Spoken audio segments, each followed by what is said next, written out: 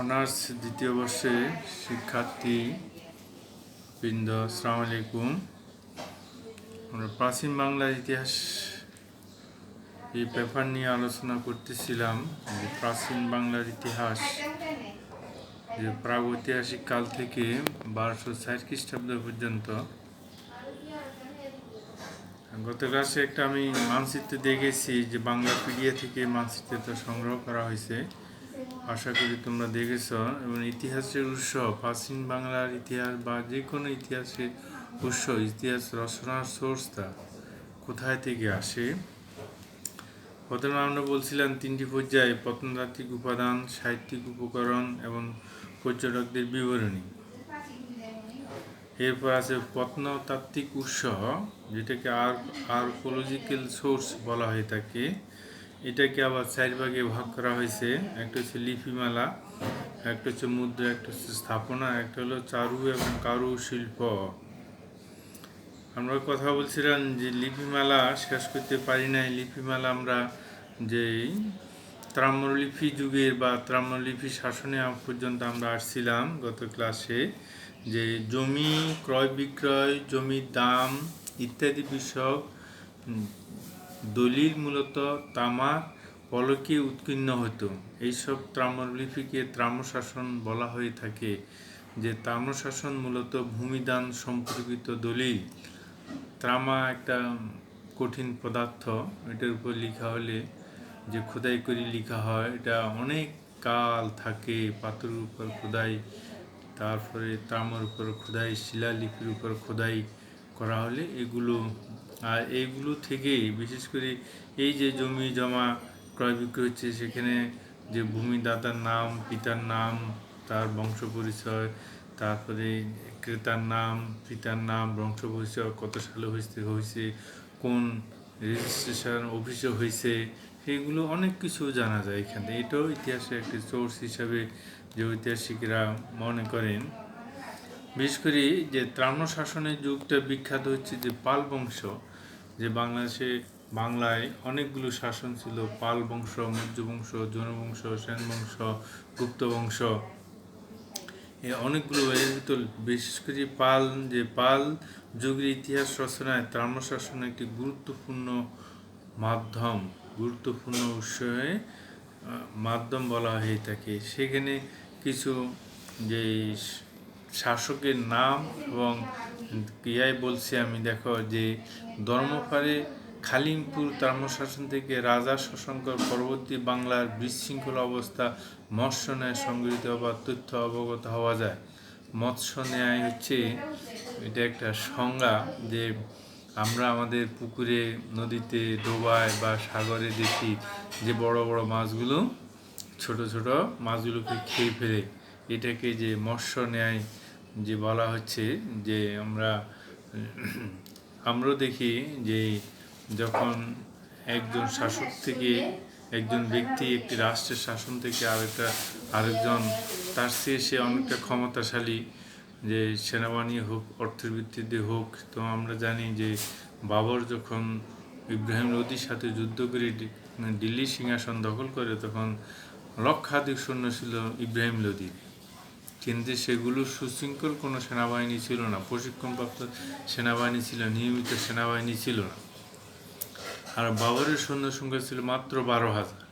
এরা সুশিক্ষিত, এরা প্রশিক্ষণপ্রাপ্ত, এরা নিয়মিত বেতনভুক্ত যে সৈনিক ছিল বা সোলজার ছিল, যার কারণে যে এদের সাথে ইব্রাহিম লোদি লক্ষাধিক সৈন্য যে পারে নাই। এইগুলোকে যে অন্যায়ভাবে বা জোর করে ক্ষমতা দখল করা আরই, এটাকে মৎস্যনের কথা বলছে আরই। এটা এক সময় আসবো, আরও পিছিয়ে আমরা সেখানে বিস্তারিত আলোচনা করব। তারপর আছে এই তাম্রশাসন থেকে ধর্মপালের সময় ত্রিপক্ষীয় দ্বন্দ্ব এবং কোনো যে রাজনৈতিক অবস্থা অবগত হওয়া যায়। তাম্রশাসনে যেখানে তাম্রলিপিতে সেখানে লিপিবদ্ধ আছে, সেখানে যে ধর্মপালের সময়, এটা ধর্মপালের সময় যে ত্রিপক্ষীয় একটা সংঘর্ষ হয়েছিল, সেটা সম্পর্কে জানা যায়। আবার আছে যে মুঙ্গের তাম্রশাসনকে দেবপালের সামরিক দক্ষতা, যোগ্যতা এবং কৃতিত্বের পরিচয় জানা যায়। আরেকটা আছে ভানগড় তাম্রশাসন থেকে প্রথম মহিপালের রাজ্য সম্পর্কে জানা যায়। এখান থেকে দ্বিতীয় দফা পাল সাম্রাজ্যের প্রতিষ্ঠার ইতিহাস উঠে আসে। এই ধরনের আরও অনেকগুলো আছে যে লক্ষণ সেনের মাধাইনগর তাম্রশাসন থেকে লক্ষণ সেনের রাজত্বকাল সম্পর্কে জানা যায়। আমরা জানি যে যে বখি ইখতিয়ারউদ্দিন বখতিয়ারখলজি লক্ষণ সেনকে পরাজিত করে বাংলা দখল করেছিল। যা এই ধরনের অনেকগুলো আছে যে আমরা আর আলোচনা করলাম না। সেই বলছে পাল বংশের সময় তাম্রশাসন তাম্রলিপি লিপিবদ্ধ করা আছে এবং সেখান থেকে যে ইতিহাস রচনা অনেকটা যে সহজ হয়েছিল। তারপর আমাদের বাংলার কথা বলছি। এখন আমাদের বাংলার আরেকটি অংশ হচ্ছে আমাদের বাংলাদেশ। সেই বাংলাদেশেও যে বলা হচ্ছে যে বগুড়ার মহাগ্রস্থান থেকে প্রাপ্ত ব্রাহ্মলিপি থেকে বাংলার মৌর্য শাসনের ইতিহাস জানা যায়। বগুড়ার যে মহাগড় স্থান, তারপর আছে নরসিংদীতে যে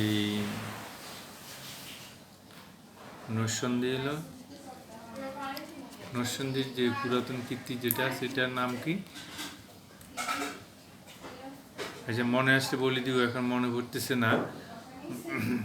তারপর আছে বাঁকুড়ায় নিকটস্থ শুশুনিয়ার পর্বতগাত্রে খোদিত পুষ্করণাদি সিংহবর্মা এবং তার পুত্র চন্দ্রবর্মার উল্লেখ পাওয়া যায়। বাঁকুড়া সম্ভবত এটা এখন ভারতে পড়ছে, আমাদের বাংলাদেশে না।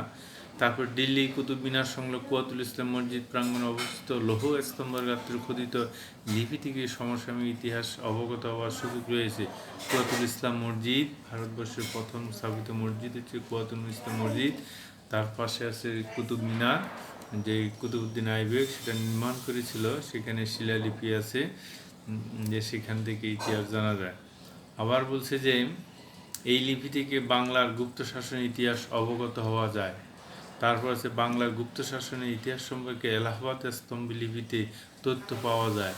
এলাহাবাদ স্তম্ভ লিপিতে, এলাহাবাদ হলো ভারতের এলাহাবাদ, আমাদের দেশে না।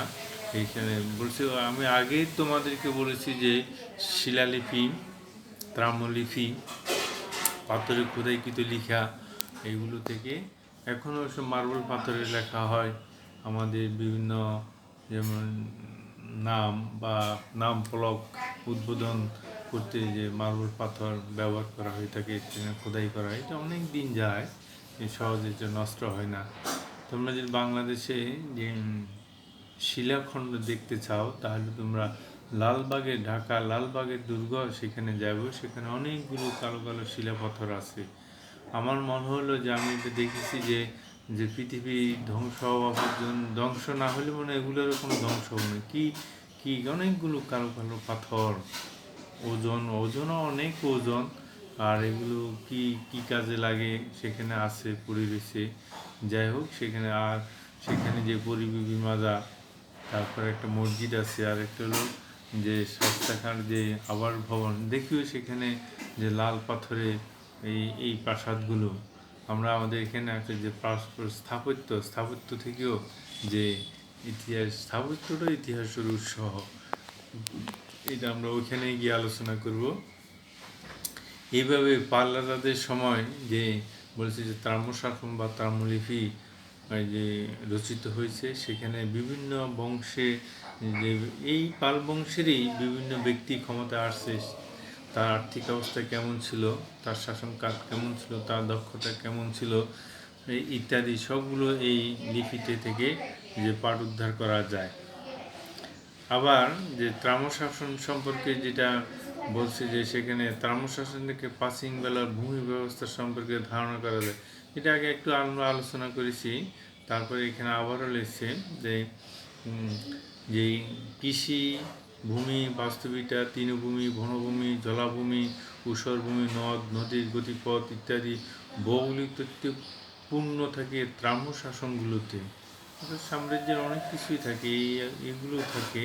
আচ্ছা, যাই হোক, যে তাম্রশাসন মূলত ভূমি, ধান এবং জমি ক্রয় বিক্রয় পাকা দলিল। সুতরাং ভূমি প্রকৃতি, পরিমাণ এবং মূল্য সম্পর্কিত তথ্য দলিলে লিপিবদ্ধ থাকে।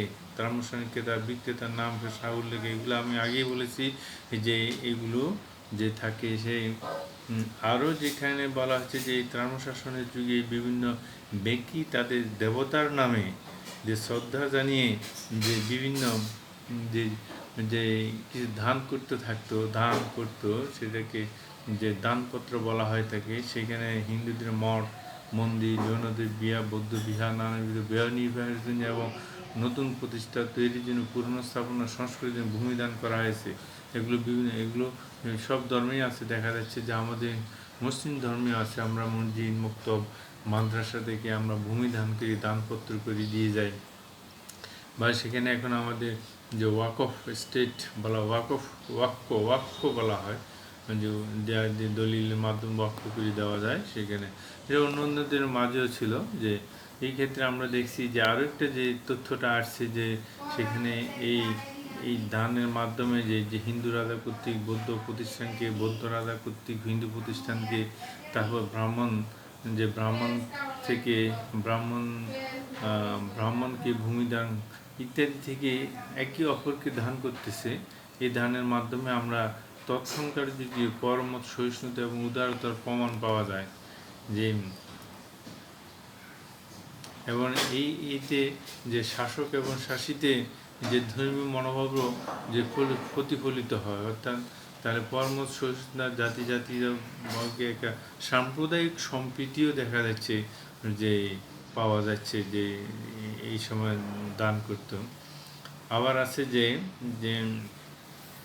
যে প্রাচীন বাংলা যে ব্রাহ্মণ সমাজ উচ্চ পর্যায়ে সম্মানিত একটি শ্রেণী, তাই দেখা যায় প্রাচীন বাংলা লিপিগুলিতে বিশেষত অধিকাংশ ত্রামশাসনের ব্রাহ্মণ সম্প্রদায়ের উল্লেখ আছে।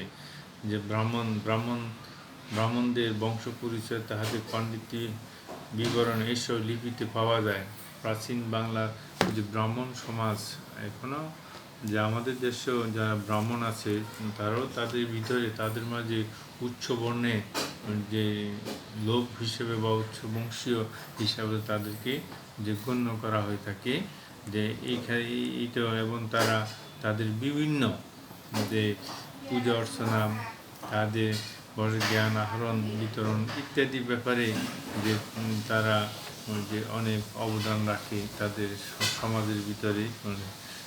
তারপরে আছে যে প্রাচীন বাংলার আরও একটা যে উৎস বা সোর্স আছে, সেটা হচ্ছে প্রাচীন বাংলার ভাষা এবং অক্ষরশৈলী বিবর্তন এবং ধরন সম্পর্কে ধারণা লাভ করা যায়।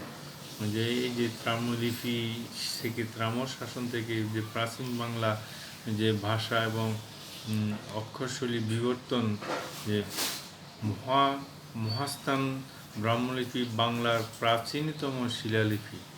বগুড়ার যে মহাস্থান, অবশ্য আমি যাইনি, কোনো দেখি নাই।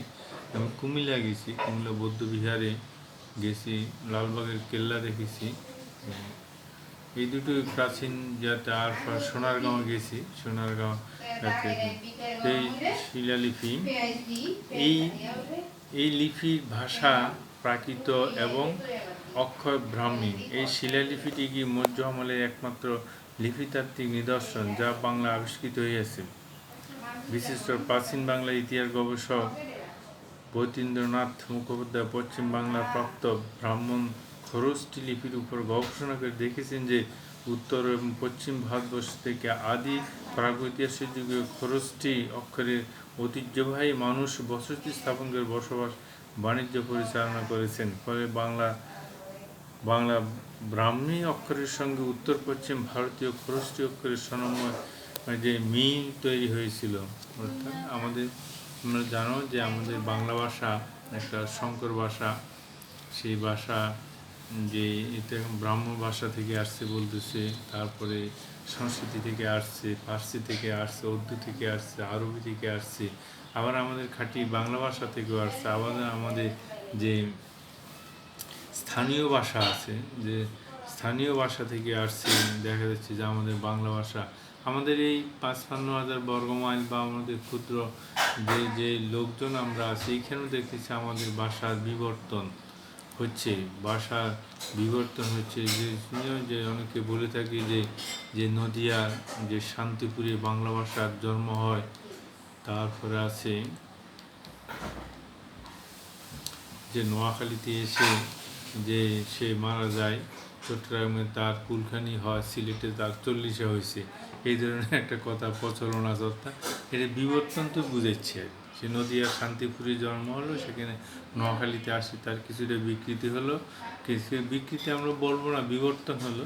ওখান থেকে চট্টগ্রাম গেলো, আরও বিবর্তন হলো, চট্টগ্রাম থেকে সিলেট গেলো, আরও বিবর্তন হলো। দুজন চিটাং লোক যদি কথা বলে, যে আমরা সাধারণ পাবলিক এসে বুঝবো না, দুজন সিলেটের লোক যদি তারা কথা বলে, তাহলে আমরা তাদের ভাষা বুঝবো না।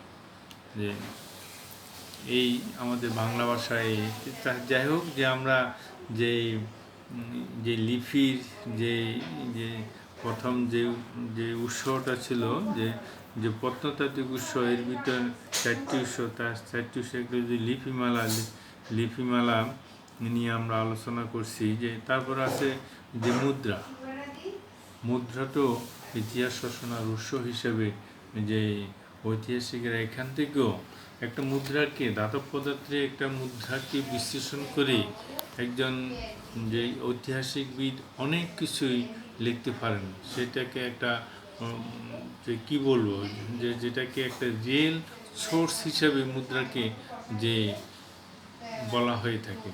তো মুদ্রার ইতিহাস যে কখন যে শুরু হয়েছে, যে কোথায় শুরু হয়েছে, সে নিশ্চিত না হলেও যে ঐতিহাসিকরা অনুমান করে কিছু কথা বলছেন, আমি সেটা তোমাদেরকে বলার চেষ্টা। কয়েন তো বুঝো, কয়েন ইংরেজিতে কয়েন বলা হয় বা মুদ্রা বলা হয়। মুদ্রা হচ্ছে একটা বিনিময়ের মাধ্যম।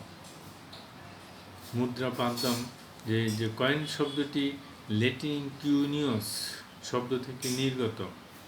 এর আধুনিক অর্থ প্রাথমিক পর্যায়ে মুদ্রা তৈরি ছাঁচ এবং তার থেকে ছাঁচে তৈরি মুদ্রার উপর যে শব্দের প্রয়োগ হয়ে থাকে। অপর একটি ল্যাটিন শব্দ পিকুনিয়া শব্দটি কয়েন শব্দের সমার্থক শব্দ। যাই আপনারা তো কিছু জানেন, কয়েন ইংরেজিতে কয়েন বলে, বাংলাতে মুদ্রা বলে। বাংলাদেশের মুদ্রা হচ্ছে টাকা।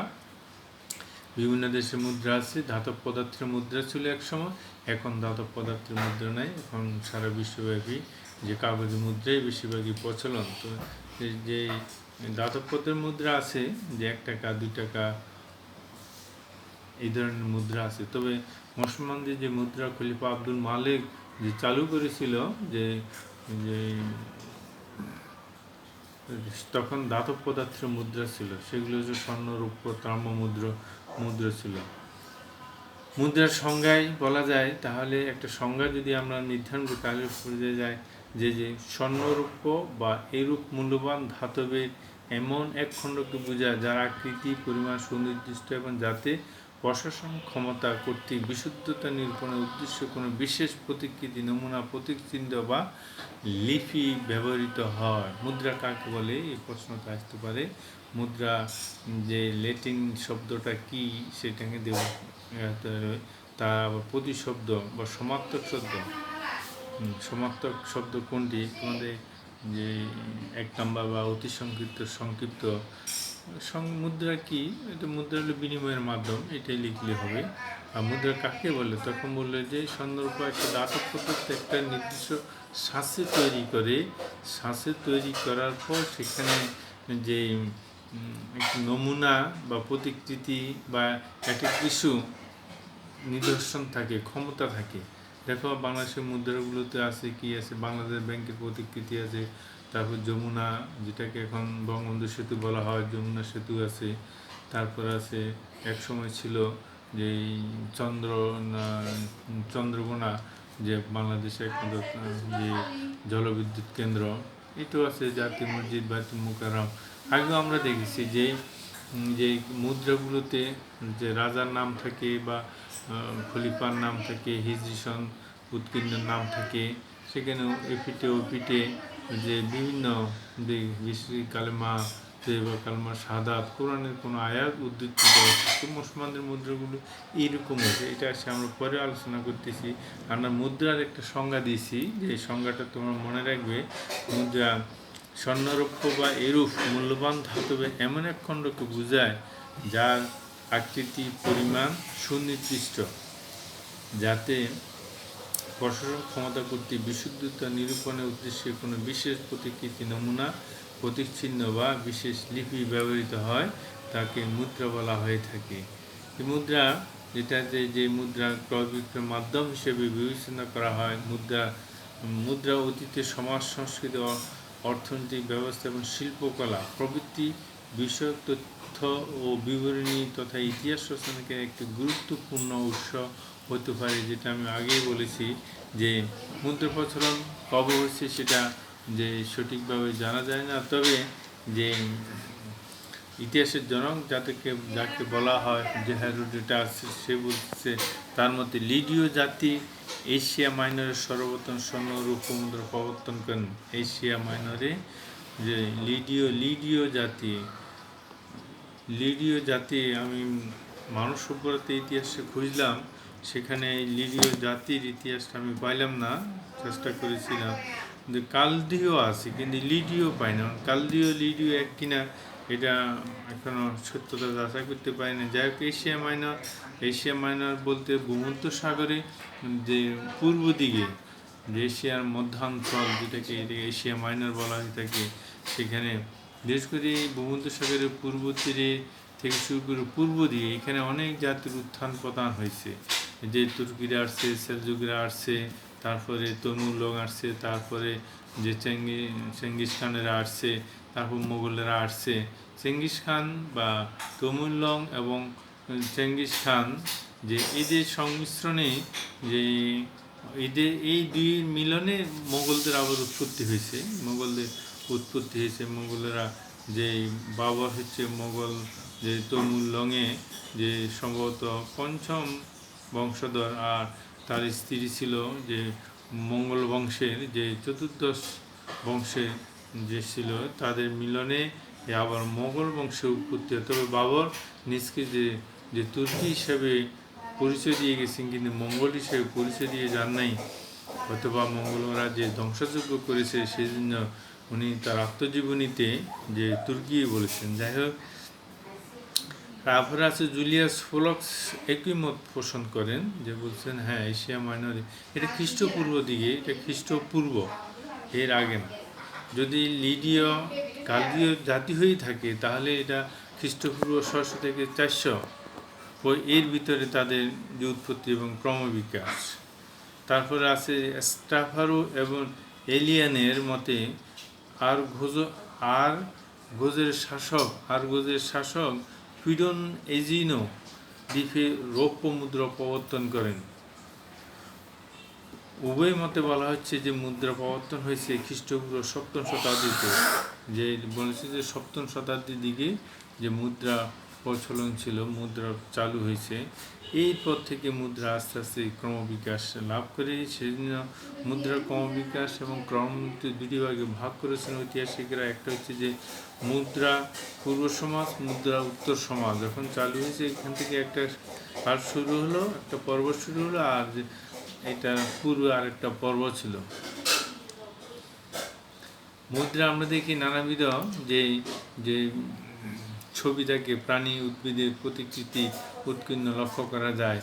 যে কোনো দেশে তাদের জাতীয় বীরের প্রতীক, কোথাও যেমন শ্রীলঙ্কাতে সম্ভবত কোনো একটা প্রাণী যে আছে, কোনো দেশের ড্রাগনের ছবি আছে, যে আবার কোনো দেশের জাতি, যেমন আমাদের দেশে রয়্যাল বেঙ্গল টাইগার আছে, তাদের প্রতিকৃতি। তবে হ্যাঁ, মুসলমানদের প্রথম যখন মুদ্রা চালু হয়, এই ধরনের প্রতিকৃতি যে ছিল না, এটাও বিভিন্ন দিকে ভারতবর্ষ অনুকরণ চেষ্টা হয়েছিল, যে তবে এখন কিছু প্রতিকৃতি আসছে মুদ্রায় দেখা যাচ্ছে। যাই হোক, যে সেখানে যে প্রাচীনকালে সে দ্বারা আধুনিক যুগেও আছে এখন, যে আবার যে প্রাচীনকালে বিশেষ করে গ্রিসবাসী বিভিন্ন দেবতার বৈশিষ্ট্য নির্দেশ করার জন্য বিভিন্ন প্রাণীকে প্রতীক চিহ্ন হিসেবে উপস্থাপন করেছেন।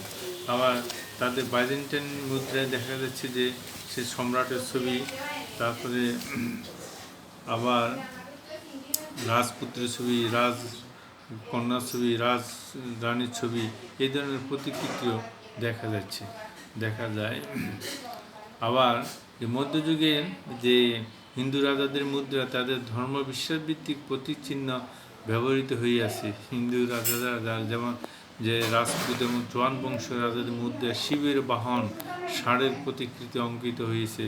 দেখা যাচ্ছে ভারতীয় উপমহাদেশে যে প্রাথমিক যে মুসলিম সুলতানগণের মুদ্রা এই ধরনের রীতি রক্ষা করা যায়, পরবর্তীতে অবশ্যই এই রীতি বহাল থাকেনি। পরে যেহেতু আমাদের ধর্মে প্রতিকৃতি যে নিষিদ্ধ আছে, সেই জন্য এটা বর্জন করা হয়েছে। যে সালতানাত যুগে এই থেকে ভারতবর্ষে যে মুদ্রা মুসলিম মুদ্রা আসি যায় এবং চালু হয়েছিল। এরপরে যে প্রাচীন গ্রিস এবং রোম রিপাবলিক মুদ্রা হিসেবে রৌপ্য ধাতু ব্যবহার করা যায়। আমরা দেখি যে সালতানাত যুগে আমরা দেখি যে যে মুহাম্মদ বিন তুগলক যে সাম্রাজ্যে যখন স্বর্ণ যে যে কিছুটা ক্রাইসিস হলো এবং জনগণের কষ্ট লাগাবে যে উনি প্রতীক তার মধ্যে চালু করেছিলেন, কিন্তু সেটাকে উনি যে সফল হন নাই, উনি ব্যর্থ হয়েছেন, কারণ ওটার মান ধরে রাখতে পারে নাই। সেটাকে জাল নোটে রূপান্তরিত হয়ে গেছিল প্রত্যেকটা গৃহ। সেই কারণে তারা এই জাল নোট দিয়ে বাজার করতো, আর আসল মুদ্রা কিনে তারা কি করতো, যে গুদামজাত করতো, রেখে দিত। যেমন গোল্ড, এটা যুগের পর যুগ থাকতে পারে, কোনো সমস্যা হয় না। শেষ পর্যন্ত উনি এই মুদ্রা বাতিল করে দিয়ে আবার আগের মুদ্রা চালু করতে বাধ্য হয়েছে।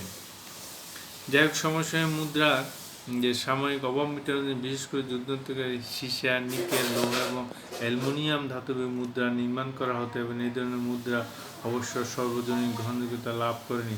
একটু আগে একটু উৎস আমি বলেছি যে মুহাম্মদ বিন তুগলক সেটা পারে নাই, সে উনি ব্যর্থ হয়েছেন। তাহলে দেখি যে আমরা এই ধরনের মুদ্রা থেকেও যে আমরা যে ইতিহাস রচনা সহায়ক হয়েছিল, এবং সেখানে আরও অনেকগুলো কথা আছে।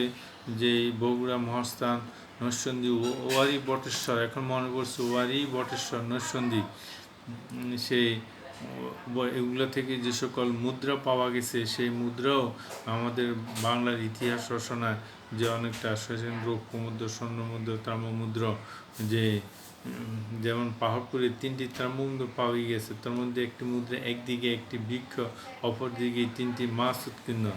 অনেকে ধারণা করেছেন যে এগুলো পাল যুগের প্রাথমিক দিকে মুদ্রা। এই ধরনের যে অনেকগুলো মুদ্রা আছে, এইখান থেকে বিশ্লেষণ করি যে ইতিহাস রচনা করে। প্রাচীন ইতিহাস রচনার মুদ্রায় যে সমস্ত বিষয় সিদ্ধান্ত গ্রহণকে সাহায্য করে তা হচ্ছে যে মুদ্রা একটি অঞ্চল বা সাম্রাজ্যের সার্বভৌমত্ব পরিচয় নিশ্চিত করে। তোমরা এটা দেখে নিয়ে যে মুদ্রার সাহায্যে কী কী সিদ্ধান্ত করা যায় তোমাদের সংক্ষিপ্ত প্রশ্ন করতে পারে।